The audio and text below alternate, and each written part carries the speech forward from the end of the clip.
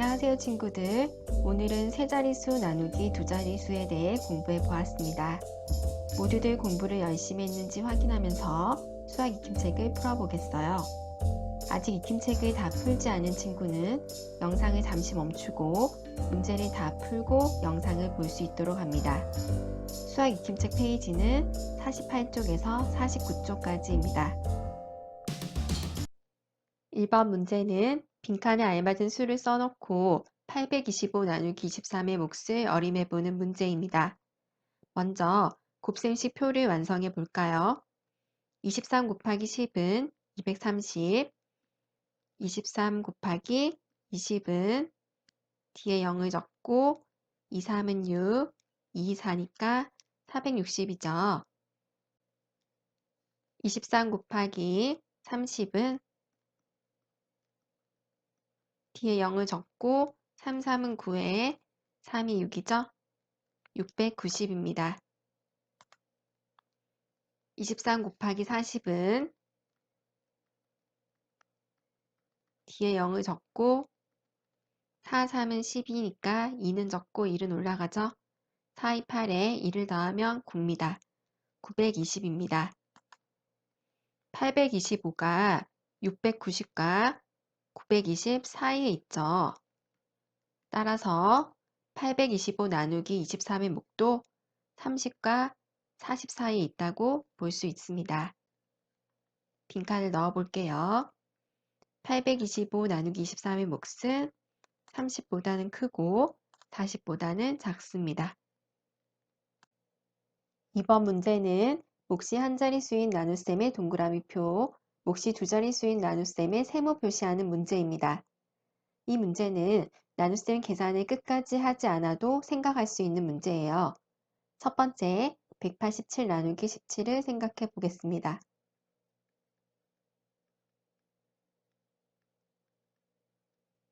18에 17이 한 번 정도 들어가죠. 그러면 끝까지 계산하지 않아도 187 나누기 17의 몫은 두 자릿수라는 것을 알 수 있습니다. 다음은 581 나누기 83을 생각해 볼까요?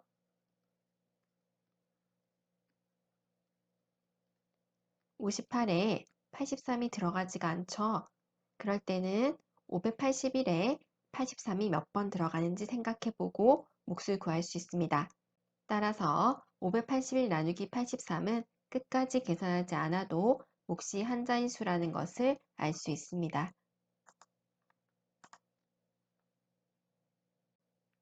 세 번째, 117 나누기 13을 생각해 봅시다. 11에 13이 들어가지가 않죠? 이 경우도 117에 13이 몇 번 정도 들어가는지 생각해 봐야 됩니다. 따라서 끝까지 계산하지 않아도 117 나누기 13의 몫이 한 자릿수라는 것을 알 수 있습니다. 마지막으로 646 나누기 34를 살펴볼게요.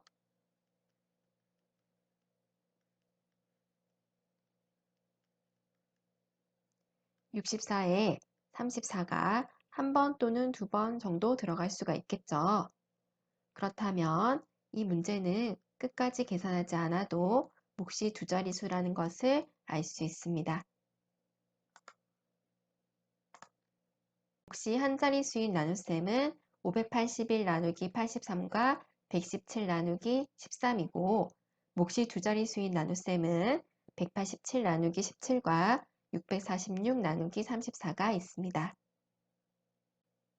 깜짝 문제를 풀어볼게요. 먼저 48 곱하기 1을 해보겠습니다.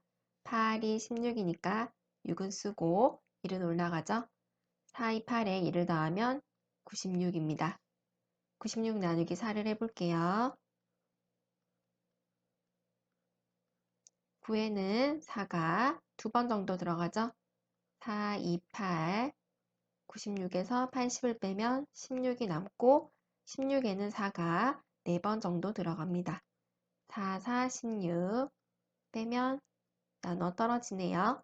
몫이 24가 됩니다. 두 번째, 106 곱하기 2를 해볼게요. 6이 10이니까 2는 적고 1은 올라가고 2, 0은 0이니까 1을 더하면 1이 되죠? 이 1은 2가 됩니다. 212 나누기 4를 해볼게요.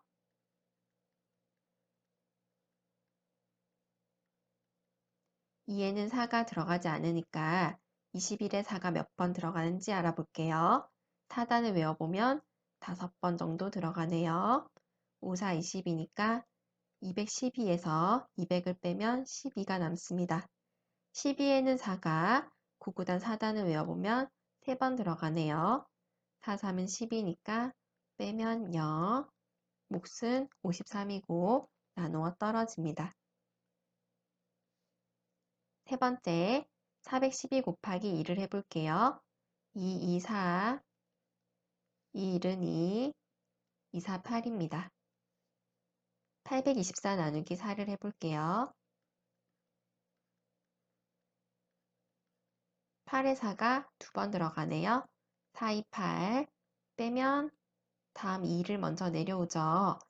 2에는 4가 들어가지 않습니다. 이때는 10의 자리에 0을 적어주고 1의 자리를 마저 내려줍니다. 24에는 4가 몇 번 들어가나요? 6번 들어가죠? 6, 4, 24. 24에서 24를 빼면 0이 되니까 몫은 206이 됩니다. 3번 문제를 계산해 보겠습니다. 첫 번째 399 나누기 19를 해볼게요. 19가 39에 몇 번 정도 들어갈까요? 19는 20에 가까우니까 20이라고 생각하고 39는 40에 가까우니까 40이라고 생각한다면 2번 정도 들어간다고 생각할 수가 있죠. 그러면 39에 19가 2번 정도 들어간다고 생각하고 계산해 볼게요. 2를 적고 19 곱하기 2는 380이죠. 399에서 380을 빼면 19가 남습니다. 그러면 19에는 19가 몇 번 들어갈까요? 한 번 들어가죠. 19 곱하기 1은 19가 되고 19에서 19를 빼면 0이 됩니다. 따라서 399 나누기 19의 몫은 21이 됩니다.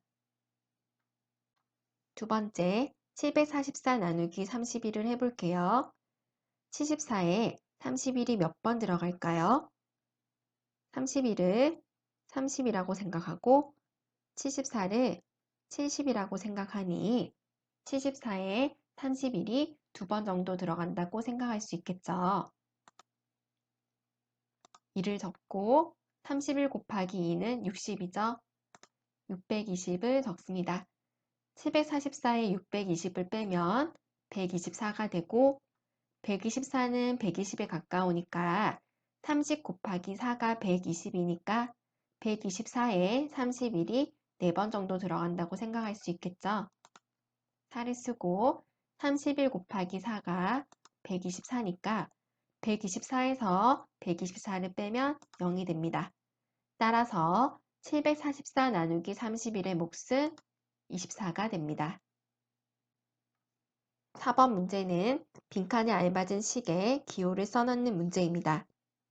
528 나누기 12에서 52에 12가 몇 번 정도 들어갈까요? 4번 정도 들어갈 수가 있죠.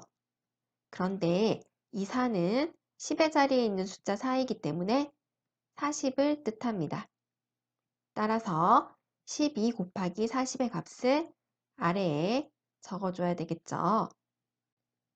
480에 해당되는 식은 12 곱하기 40인 니은입니다. 다음은 528에서 480을 빼서 48이 나왔기 때문에 두 번째 48의 계산식은 528 빼기 480인 디귿이 되겠죠? 48에는 12가 4번 들어가니까 몫의 1의 자리에 4를 쓰고 12 곱하기 4의 값인 48을 아래에 적어줍니다. 48의 계산식은 12 곱하기 4인 기억이 됩니다. 5번 문제는 케이블카 한 대에 한 번에 14명이 탈 수 있을 때 학생 294명이 케이블카를 타기 위해서는 몇 모듬을 만들어야 되는지 계산하는 문제입니다. 학생이 294명이 있는데 케이블카 한 대에는 한 번에 14명이 탈 수 있다고 합니다. 몇 모듬이 나오는지 알아보려면 294 나누기 14를 해야겠죠. 세로셈으로 계산해 볼게요.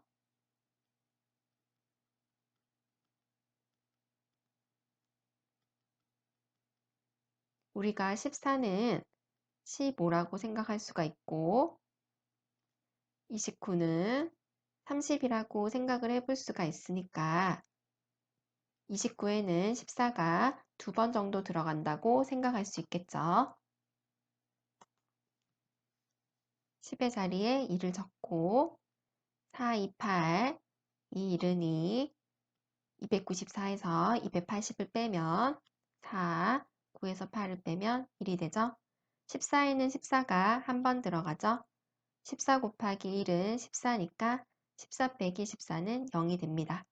따라서 294 나누기 14의 몫은 21이 되고 케이블카를 타기 위해서 모듬은 모두 21모듬을 만들 수 있습니다. 6번 문제는 수일이가 816 나누기 16을 다음과 같이 계산했는데 수일이가 올바른 답을 구할 수 있도록 도움의 말을 완성하는 문제입니다. 수일이가 나눗셈을 한 결과를 보니 나머지 32가 나누는 수 16보다 크네요. 그러면 나머지 31을 16으로 더 나눌 수가 있죠. 따라서 나머지 32는 16으로 더 나눌 수 있으니까 816 나누기 16의 몫은 49보다 커야 합니다. 그럼 올바른 답도 한번 구해볼까요? 816 나누기 16을 하면 몫이 49보단 크니까 5번 들어간다고 생각을 해볼게요. 6, 5, 30, 0은 적고 3은 올라가고 5, 1은 5에서 3을 더하면 8이 되죠. 816에서 800을 빼면 16이 남습니다. 16에는 16이 한 번 들어가죠. 16 빼기 16은 0이 되니까 816 나누기 16의 몫을 올바르게 구한다면 51이 됩니다. 친구들 오늘 배운 내용을 잘 확인했나요? 혹시 틀린 문제가 있는 친구들은 다시 한번 풀어보세요. 질문이 있는 친구는 선생님께 질문을 남겨도 됩니다. 그러면 오늘도 즐겁고 건강하게 보내요. 안녕.